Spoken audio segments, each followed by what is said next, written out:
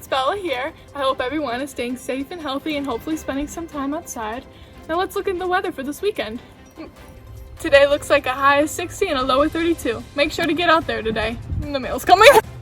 Tomorrow looks like a high of 55 and a low of 42. It's about a 50% chance of rain.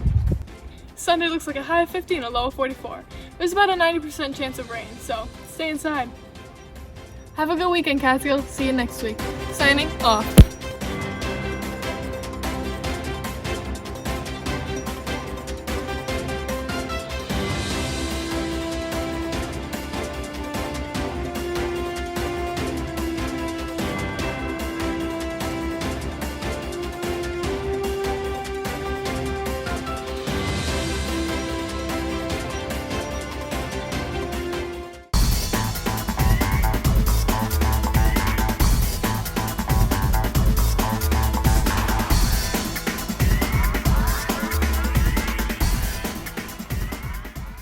I'm here with Bill Muirhead. He's our director of our food service program at Catskill Central School District. Good to be here. What is your lunch program doing to serve the students of Catskill? About 3 weeks ago, I had an idea that this may be a possibility that we were going to have to get food to the students of Catskill Central School District. I spoke with Dr. Cook, had a couple meetings with the administration team, and we put a plan in place prior to the school shutting down. Having said that, we have 12 locations set up throughout the district, mainly 6 up in the Palinville area, 6 in the Catskill area.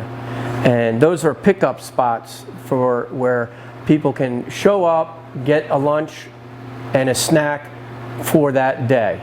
I spoke with Coxsackie Transport to see if we could get a couple vehicles, a couple volunteers to drive the van. Coxsackie Transport obliged us by giving us 2 vans, 2 drivers that would pick up the meals that we prep here at Catskill Elementary School through volunteers. And then we pack up the vans and 2 volunteers go on each bus and to the 12 locations that we've indicated on our website, and we drop off the meals at those sites. We have indicated certain times and that will be at different spots.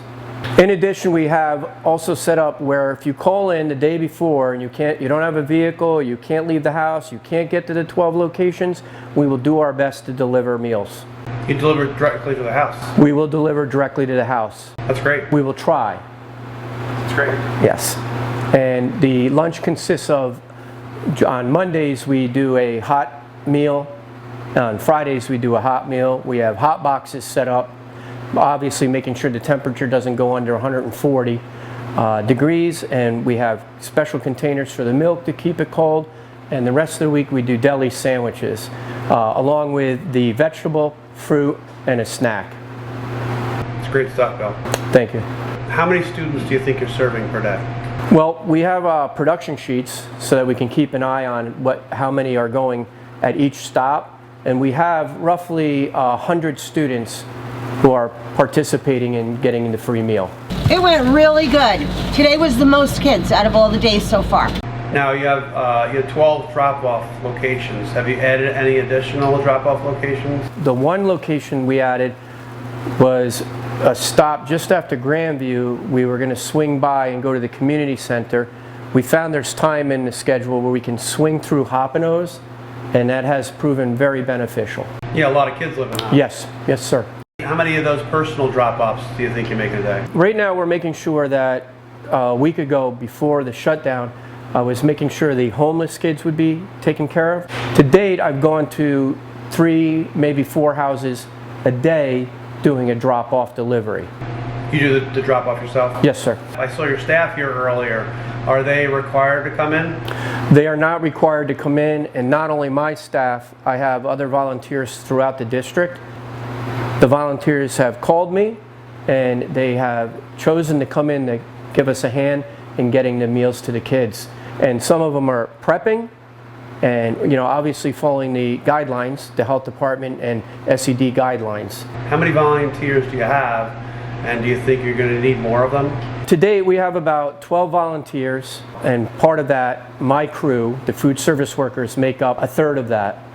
The other volunteers, some are showing up religiously and helping out and following direction, and they're doing a great job. They're completely awesome. We would not be able to do this without the volunteers. Because there is a great need to keep these kids fed, even during this time that we're all going through. Just to know that we can keep them fed and keep them, safe in their homes, it's worth it. How are you managing all of this, and then also being mindful of the universal precautions? We used to have 2 operations, and one at the high school and elementary. I decided to move it to the elementary school. And at the elementary school, I try not to have more than 6 employees prepping in the morning. And then in the afternoon, I have a couple volunteers that come in and they ride along with Coxsackie Transport and deliver the meals. And having to follow a temperature chart, taking temperatures every half hour. In addition, when they drop a meal off, trying to get the student's name and or PIN number for lunch so we can document it. Yeah, so while you're keeping track of all your connections. That's correct. Why is this important that our district does this? It's our obligation. We want to make sure these students are getting meals.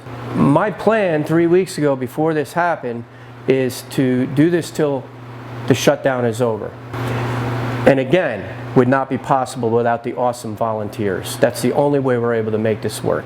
If someone wanted to volunteer, or if you needed a volunteer, should they reach out directly to you? They can email me, or they can call, and I would be happy to put them on the list. Right now, to show you how strong our community is, we have more than enough volunteers. It really says something about Catskill, doesn't it? It really does. We were already strong. This is just going to make us stronger. The school, the community, the whole circle. Because of great leadership, Bill.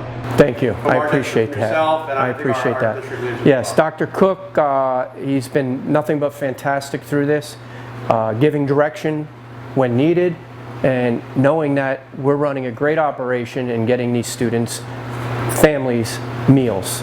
So, Bill, how long is your day?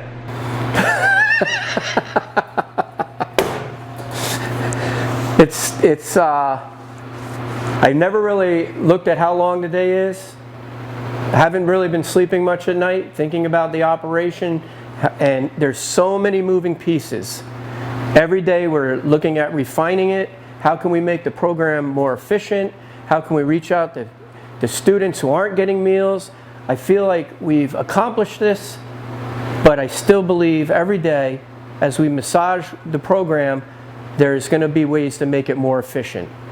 So how long is my day? I don't have an answer for that. We appreciate what you're doing. What we're doing is really important. So we have a lot of pride watching you work. So thanks so much. I appreciate it. Thank you, Pat. Thanks for having me.